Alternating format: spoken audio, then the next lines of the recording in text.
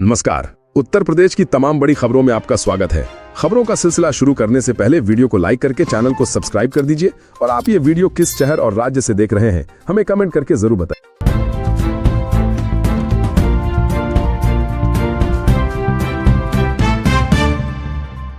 UP के 11 जिलों में गोवंश में लंपी रोग फैल गया है। 9000 से अधिक पशु प्रभावित। सरकार ने प्रभावित जिलों में लॉकडाउन और बिहार से पशुओं के आवागमन पर रोक लगा दी है। बंगलुरु से 60,000 वैक्सीन मंगाई गई हैं और टीकाकरण अभियान चलाया जा रहा है। पशुपालकों के लिए टोल फ्री नंबर भी जारी किया गया है। सुरक्षा और रोकथाम के लिए सभी जरूरी कदम उठाए जा रहे हैं। यूपी के हयातन नगर थाना क्षेत्र में अवैध प्लॉटिंग और बिना नक्शा पास कराए निर्माण पर बुलडोजर चलाया गया। एसडीएम विकास चंद्र के नेतृत्व में राजस्व विभाग और पुलिस ने कार्रवाई की। कुछ लोगों के विरोध के बावजूद पुलिस ने स्थिति संभाल ली। नोटिस के बावजूद निर्माण जारी था, इसलिए ये कार्रवाई की गई। सराय तरीन में भी अवैध निर्माण ध्वस्त किए गए। संभल में सिटी मजिस्ट्रेट के नेतृत्व में अल शिफा हॉस्पिटल पर छापा मारा गया।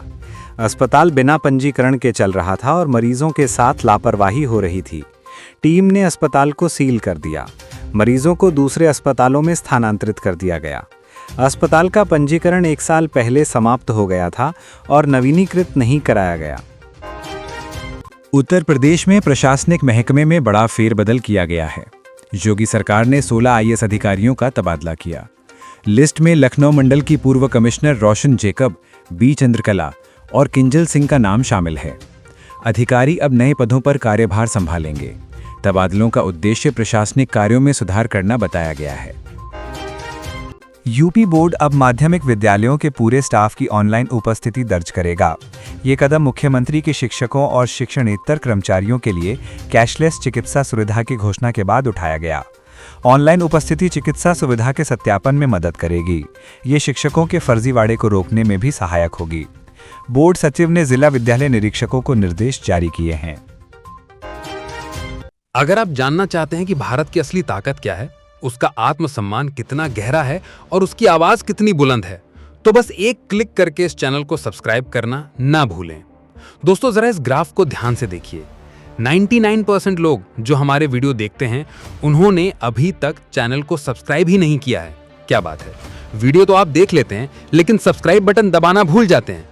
अरे भाई, देर किस बात की, अभी के अभी सब्सक्राइब कीजिए, क्योंकि हम वो कहानियां, वो खबरें आप तक पहुंचाते हैं जो बाकी मीडिया चैनल अक्सर जानबूझकर छिपा देते हैं। पंजाब पुलिस ने लुधियाना में नशीली दवाओं की सप्लाई मामले में कानपुर के मेडिकल स्टोर संचालक शिवम गौतम को गिरफ्तार किया।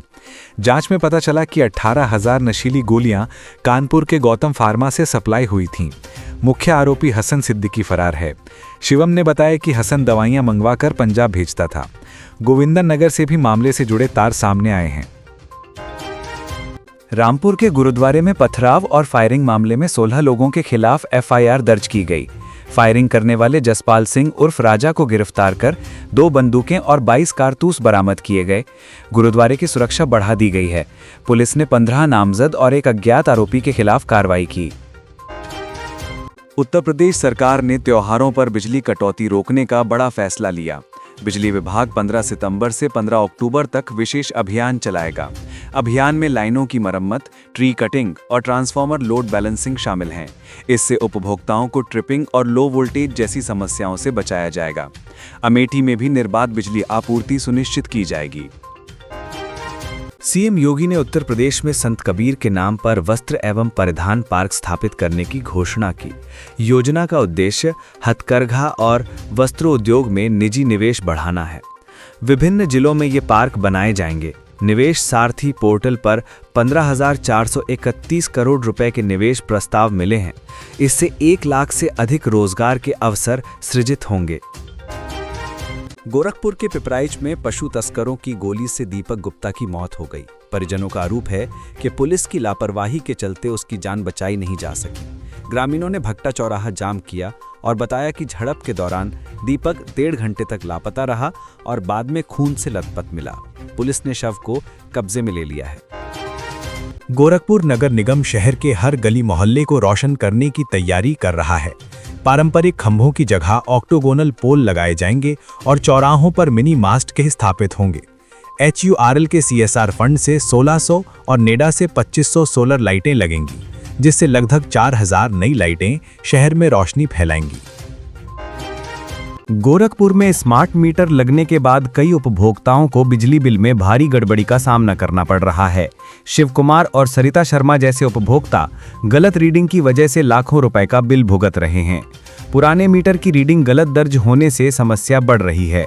उपभोक्ताओं को इस मामले में सावधानी बरतनी चाहिए। गाजियाबाद के तुराबनगर बाजार में केमिकल से भरे टैंकर के पलटने और आग लगने से 2 व्यापारियों के कार जलकर मौत हो गई। 4 व्यापारी खाटू श्याम दर्शन के लिए जा रहे थे, जिसमें 2 झुलस गए। मृतकों के पहचान संजीव सिंघल और विनीत मित्तल के रूप में हुई है। हादसे से पूरे बाजार में शोक की लहर फैल गई। रेवाड़ी के पास ये दर्दनाक घटना हुई। एक साल में सोने ने 51% से ज्यादा की बढ़ोतरी दर्ज की। सोने का भाव 73,150 रुपये से बढ़कर 1,10,600 रुपये प्रति 10 ग्राम हुआ। चांदी का भाव 79,284 रुपये किलो से बढ़कर 1,30,000 रुपये किलो हो गया। वहीं सेंसेक्स में 0.84% और निफ्टी में 0.71% की गिरावट रही। सोना चांदी ने शेयर मार्केट को पीछे छोड़ दिया। मंगल गोचर 2025 में तुला राशि में कई जातकों के लिए मिला जुला प्रभाव रहेगा। कई जातकों का काम पर फोकस बना रहेगा। एस्ट्रोलॉजर आनंद सागर पाठक के अनुसार मेष से कर्क राशि के जातकों के लिए ये गोचर महत्वपूर्ण रहेगा। इस गोचर से जीवन में बड़े बदलाव की संभावना है। BHU के चिकित्सा विज्ञान संस्थान में 9 वर्षीय बच्चे का सफल बोन मैरो ट्रांसप्लांट किया गया। वो सीवियर एप्लास्टिक एनीमिया से पीड़ित था। बोन मैरो ट्रांसप्लांट से उसे रक्त चढ़ाने की जरूरत नहीं पड़ेगी। चिकित्सकों की टीम ने ये जटिल प्रक्रिया सफलतापूर्वक पूरी की। अब तक BHU में कुल 35 बोन मैरो ट्रांसप्लांट हो चुके हैं। प्रयागराज में आयोजित 60वीं यूपी जूनियर एथलेटिक्स चैंपियनशिप में अभिषेक कुमार ने शॉटपुट में गोल्ड मेडल जीता। आदर्श, रुद्र और पल्लवी ने सिल्वर मेडल हासिल किए। चंदौनी, उन्नाव और मथुरा के खिलाड़ियों ने भी सफलता पाई। प्रतियोगिता में प्रदेश भर के एथलीट शामिल हुए। यूपी एथलेटिक्स एसोसिएशन के सचिव नरेंद्र कुमार ने खिलाड़ियों को पुरस्कृत किया। उत्तराखंड में भारी बारिश और बादल फटने से तबाही मची है। देहरादून के सहस्त्रधारा और कालिंगाड़ में बादल फटने से एक व्यक्ति की मौत और 12 लापता। टॉन्स नदी में 12 लोग बह गए, 8 के शव बरामद हुए हैं। प्रशासन राहत और बचाव कार्य में जुटा है। प्रभावितों को राहत शिविरों में पहुंचाया जा रहा है। गोरखपुर में बच्चों से भरी स्कूल बस हरपुर चीनी मिल के पास खाई में पलट गई, जिसमें 2 बच्चे घायल हो गए। बस में कुल 11 बच्चे सवार थे और ओवरटेक के प्रयास में स्टीयरिंग जाम होने से हादसा हुआ। घायल बच्चों को अस्पताल ले जाया गया और चालक को मेडिकल जांच के लिए भेजा गया है। इलाहाबाद हाईकोर्ट ने फैसला दिया कि जीवित माता या पिता सरकारी नौकरी में होने पर मृतक आश्रित को नौकरी नहीं मिलेगी। पंचायत राज विभाग की विशेष अपील स्वीकार की गई। एकल पीठ के आदेश पर रोक लगाई गई। मां के सरकारी सेवा में होने के बावजूद नौकरी पाए कर्मचारी के पक्ष में दिया गया था। कोर्ट ने कहा कि कर्मचारी ने तथ्य छिपाकर नौकरी हासिल की। काशी हिंदू विश्वविद्यालय में सुरक्षा कर्मियों की बड़ी संख्या और करोड़ों रुपए के बजट के बावजूद चोरी, लूट और मारपीट की घटनाएं जारी हैं। सुरक्षाकर्मी इन घटनाओं को रोकने में असफल साबित हो रहे हैं। बाहरी लोगों के साथ दुर्व्यवहार की भी शिकायतें हैं। परिसर में लगे सीसीटीवी कैमरे अक्सर बंद रहते हैं। सुरक्षा व्यवस्था पर सवाल उठ रहे हैं। हावड़ा नई दिल्ली स्पेशल ट्रेन का समय 22 सितंबर से बदल जाएगा। धनबाद स्टेशन पर ट्रेन 2 घंटे पहले पहुंचेगी।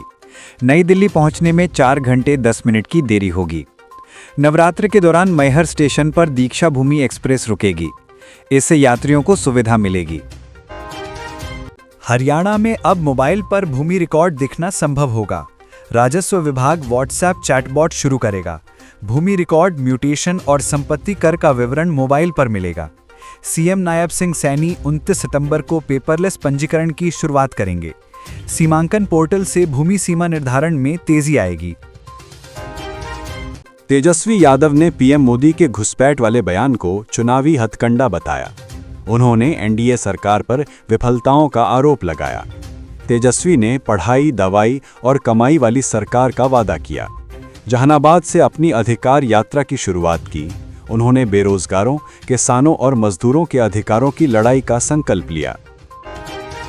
संत कबीर वस्त्र एवं परिधान योजना के तहत यूपी में 10 टेक्सटाइल पार्कों के लिए 15,431 करोड़ रुपए का निवेश प्रस्ताव मिला। इससे 1,01,768 रोजगार सृजित होंगे। प्रत्येक पार्क 50 एकड़ में आधुनिक सुविधाओं के साथ बनेगा। सरकार बुनकरों को सस्ती बिजली उपलब्ध कराएगी। पावर लूम को सौर ऊर्जा से जोड़ा जाएगा। डोनाल्ड ट्रंप ने भारत के प्रति सुलह का रुख अपनाया है। साथ ही उन्होंने यूरोपीय यूनियन से भारत पर 100% टैरिफ लगाने को कहा। इससे ट्रंप की मंशा पर सवाल उठने लगे हैं। उनकी नरमी कितनी भरोसेमंद है, ये विवादित हो गया है। भारत अमेरिका संबंधों में असमंजस की स्थिति बन गई है। लखनऊ में भारतीय बनाम ऑस्ट्रेलिया ए के पहले अनौपचारिक टेस्ट में सैम कॉन्स्टास ने शतक जमाया। कॉन्स्टास ने 109 रन बनाकर ऑस्ट्रेलिया को मजबूत स्थिति में पहुंचाया। ऑस्ट्रेलिया ने पहले दिन 5 विकेट पर 337 रन बनाए। भारत की तरफ से हर्ष दुबे ने 3 विकेट लिए। इस प्रदर्शन से ऑस्ट्रेलिया की एशेज में दावेदारी मजबूत हुई। रिपोर्ट के अनुसार ट्रंप की नीतियों से उत्सर्जन घटने की दर आधी रह जाएगी। इससे जलवायु परिवर्तन के विनाशकारी असर बढ़ेंगे। इस वर्ष की पहली छमाही में अमेरिका में उत्सर्जन बढ़ा है। वैश्विक उत्सर्जन में भी वृद्धि हुई है। बड़ी जीवाश्म ईंधन कंपनियां हीटवेव के लिए जिम्मेदार पाई गई हैं। पाकिस्तान ने यूएई के खिलाफ मैच से पहले प्रेस कॉन्फ्रेंस रद्द कर दी। भारतीय टीम से हार और हाथ ना मिलाने के बाद पाक टीम आहत है। इस कदम के बाद सवाल उठ रहे हैं कि क्या पाकिस्तान यूएई के खिलाफ मैच खेलेगी। Afghanistan versus Bangladesh live score में तंजीद ने शानदार पारी खेली। तंजीद ने करियर का 7वां अर्धशतक ठोका। अफगानिस्तान ग्रुप बी में 1 जीत के साथ दूसरे नंबर पर है। बांग्लादेश ने 2 में से 1 मैच में जीत और 1 में हार दर्ज की है।